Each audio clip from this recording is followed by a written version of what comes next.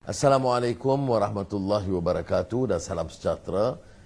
Sesi hari ini saya akan memanfaatkan waktu untuk menjelaskan beberapa persoalan yang agak berbangkit dalam beberapa hari yang lalu. Sidang akhbar seusai titah diraja Parlimen. Mengapa saya tidak hadir? Jawapannya mudah.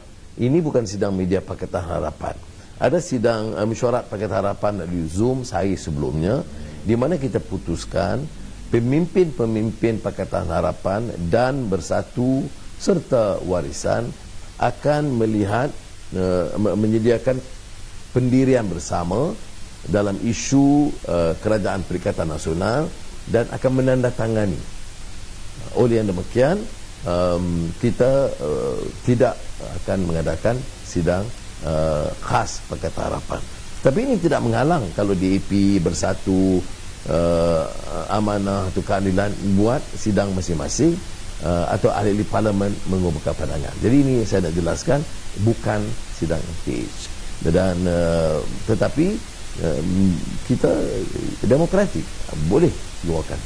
Dan selepas ini kita akan jelaskan supaya semua program PH atau sidang PH mesti diumumkan oleh Sekretariat PH. Dan tidak boleh umpamanya saya menggunakan Sekretariat Keadilan untuk membuat program bagi pihak PH. Kita ada beberapa peraturan yang kita harus patuhi. Yang berbangkit juga ialah kontroversi tentang titah diraja. Tuanku Yang di-Pertuan Agong dari masa ke semasa akan menyampaikan ucapan atau titah perasmian pembukaan Parlimen bagi sesi yang tertentu. Kalau dulu semasa saya dalam kerajaan, saya masih ingat draftnya itu dipromosikan oleh Timbalan Perdana Menteri, memberikan semua input dalam ucapan, kemudian selepas selesai semua bawa kepada Perdana Menteri, dan Perdana Menteri akan kemudian berurusan dengan Yang di-Pertuan Agong. Yang di-Pertuan Agong itu maknanya membaca titah bagi pihak kerajaan. Tetapi ada kalanya beberapa poin tertentu yang agak pribadi di mana Tuanku Agong terlibat secara langsung, secara pribadi, akan dimasukkan. Kadang-kadang kalau draft itu nampaknya ada satu draft ucapan masa mantan Perdana Menteri sebelum ini, di mana 5-6 kali puji memandang Perdana Menteri yang terbaik memandang. Jadi kadang-kadang ada yang di-Pertuan Agong potong sebahagian.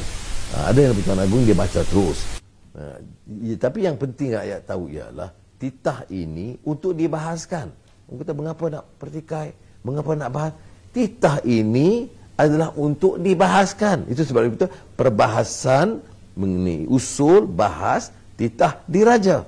Kemudian dia kata tak boleh. Dia kena faham. Ada saya baca Profesor Madya. Saya kata Profesor Madya apa? Saya tak tahu. Dia fahamkan perlembagaan. Dia fahamkan cara Parlimen.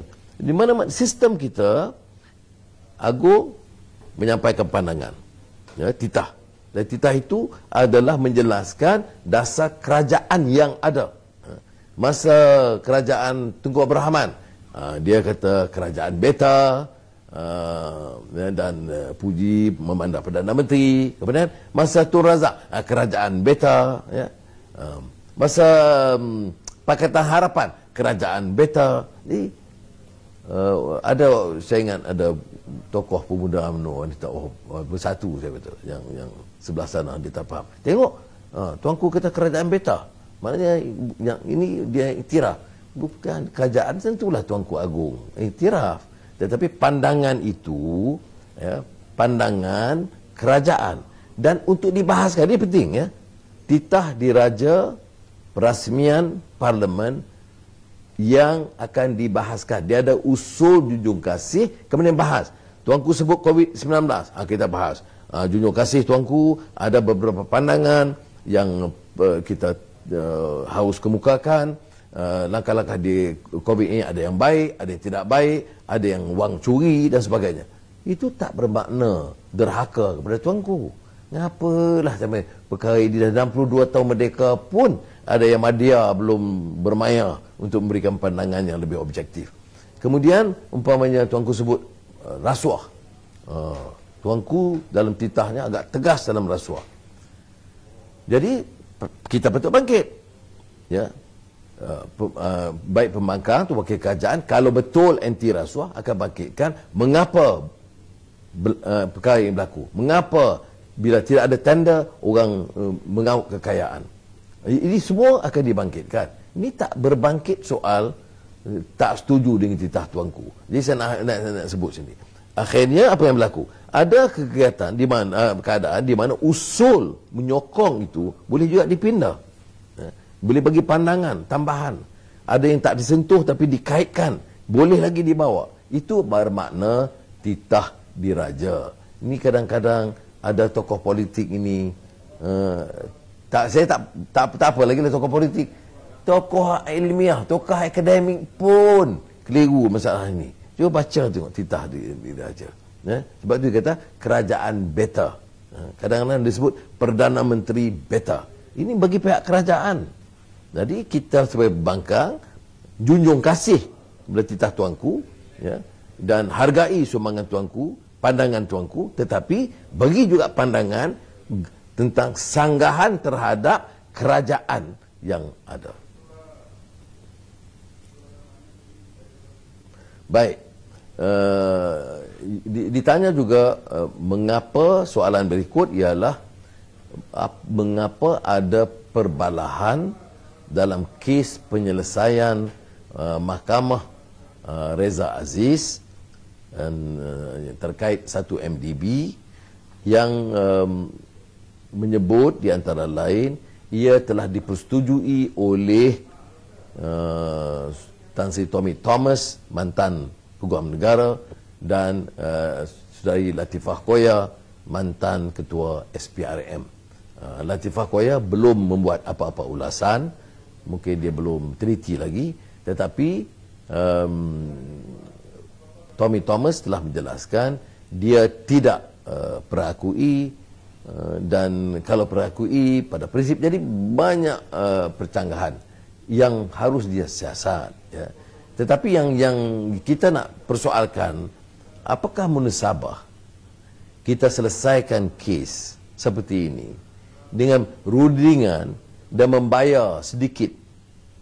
Kalau kita ambil 1 bilion, bayar 100 juta, selesai. Jadi besok ada orang kata dia curi 10 ekor ayam, bayar 1 ekor, selesai. Itu kaedahnya sama, jangan pandang ringan. Kalau kita umpamanya besok curi 10 motor, runding, bayar balik 1 motor. Sebab itu saya katakan undang-undang ini tidak boleh kenal darjat. Dia jangan pula setengah orang, dan saya konsisten begini, saya tidak mau bangkitkan ini kerana isu satu MDB dan Datuk Seri Najib saja. Setengah orang dia itu ujar rasuah. Tidak, ya. Kita harus tegas dalam soal satu MDB. Tapi juga kita tahu, ya, di kalangan menteri-menteri yang punggah kekayaan, projek terang-terang masih berlaku sekarang, ya. Dan juga dalam kerajaan Pakatan Harapan dulu, ini di mana SPRM tidak betul-betul agresif untuk menangani masalah ini. Jadi kalau kita bincang rasuah, kita tidak mau rasuah itu memelihara golongan atasan, bangsawan dan korporat dan mendera golongan di bawah. Dan saya selalu berikan contoh di antara supaya senang orang faham, ya. Mengapa tak ambil tindakan orang yang ambil 100 juta ringgit? Itu bukan rasuah, itu commission. Mengapa ambil tindakan orang polis ambil RM50? Itu corruption. Ini jadi perkara mainan, sebab ini yang berlaku. Ini yang disebut antara dua darjat. Antara dua darjat itu filem P. Ramlee yang terkenal, tetapi ia memberikan satu kefahaman kepada kita bahawa dalam sistem perundangan ini dia bukan kira parti. Kita marah hanya kerana ia kecurangan, rasuah, UMNO. Tapi kalau rasuah di kalangan keadilan, okey. Ini sebenarnya satu kesalahan dari segi pendekatan dan kefahaman kita. Jadi saya harap kita dapat faham beberapa isu yang saya sebut tadi, ya. Kerana saya sebut soal Pakatan Harapan, Terutama bila saya jadi ketua pembangkang sekarang ini dan pengurusi Pakatan Harapan, saya tentulah kena jaga bukan saja Pakatan Harapan tetapi blok pembangkang. Jadi banyak orang salah faham, dia kata mengapa nak panggil orang lain yang bukan Pakatan Harapan. Jadi pengurusi Pakatan Harapan ini keadilan, DAP, amanah. Tetapi sebagai ketua pembangkang, saya harus juga berurusan dengan pembangkang lain, ya, yang supaya dapat dirangkul sebagai satu kekuatan. Yang kedua, saya kata dalam soal 1MDB, penyelesaian reza, kita harus ingat bahawa kita tidak boleh pandang ringan atau enteng kerana isu undang-undang ini harus mengatasi semua. Yang kemudian juga saya sebut tentang titah diraja yang di-Pertuan Agong supaya jangan dikelirukan. Taat kita dan hormat kepada yang di-Pertuan Agong. Sebab itu dalam ucapan bahas oleh ahli parlimen, walaupun dia tidak bersetuju dengan kerajaan, dia tidak boleh singgung kedudukan dan kemuliaan raja. Dia bezakan, ya. Dan mudah-mudahan kita mendapat sedikit penjelasan, dan saya alu-alukan kalau netizen berikan teguran atau kritikan atau pandangan balas. Dan supaya ikuti dengan baik perbahasan, jangan tak payah kita benci-membenci, maki hamun, kita ulas, setuju tak setuju, ini alasannya. Terima kasih. Wassalamualaikum warahmatullahi wabarakatuh.